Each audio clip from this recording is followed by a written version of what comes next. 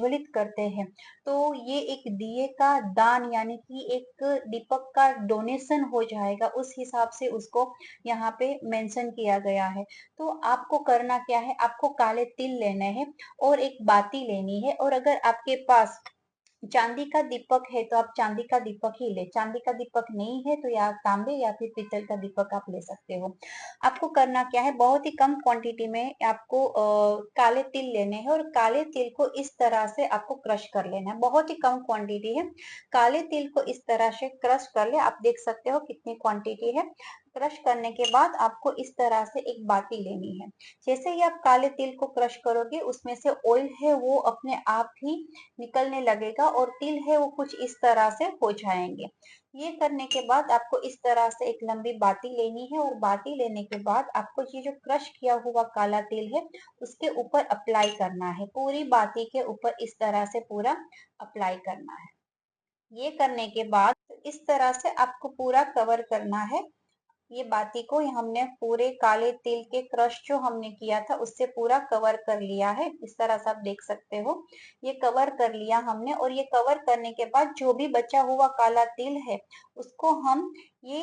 हमारे पास जो दीपक है उसमें हम डालेंगे, और ये बाती को भी उसी में रख देंगे। आपको करना क्या है, अभी इसमें आपको तिल का तेल डालना है, और तिल का तेल डालने के बाद जो भी बचा हुआ हमारा जो क्रश तिल है उसको भी उसी में डाल देना है।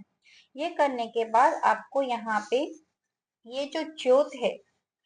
वो यहाँ से जो हम फ्लेम करेंगे, ये जो ज्योत है वो आपको साउथ डायरेक्शन की तरफ रहे, जैसे कि यहाँ पे मेरा साउथ है तो आपको ये है वो साउथ डायरेक्शन की तरफ रखनी है, और यहाँ पे रख के आपको उसको जलाना है, और उसको जला के वहां पे ही आपको प्रार्थना करनी है कि आपके जितने भी एंसेस्टर है उनको शांति मिले, और उनके जो डिवाइन डिवाइन ब्लेसिंग्स है वो हम लोगों को मिलते रहे। इस तरह से प्रार्थना करते हुए वो दीपक है वहां पे रख देना है। चांदी के दिए में आप अगर करते हो तो चांदी है वो प्योरिटी, प्रॉस्पेरिटी और मून को भी रिप्रेजेंट करता है। अगर आपके पास चांदी का दीपक नहीं है तो मैंने पहले भी कहा है कि आप तांबे या फिर पीतल का दीपक भी ले सकते हो, पर अगर चांदी का दीपक और काले तिल के साथ करते हो तो हमारे जितने भी एंसेस्टर है उनको शांति मिलती है, और उनके डिवाइन ब्लेसिंग्स हमें बहुत ही अच्छे से मिलने लगते हैं। तो हमारे घर में जितनी भी आपत्तियां आती है या फिर कोई दुविधाएं ऐसे ही सडन ही कुछ खर्चे आ जाते हैं या फिर सडन कुछ ना कुछ इलनेस आ जाती है,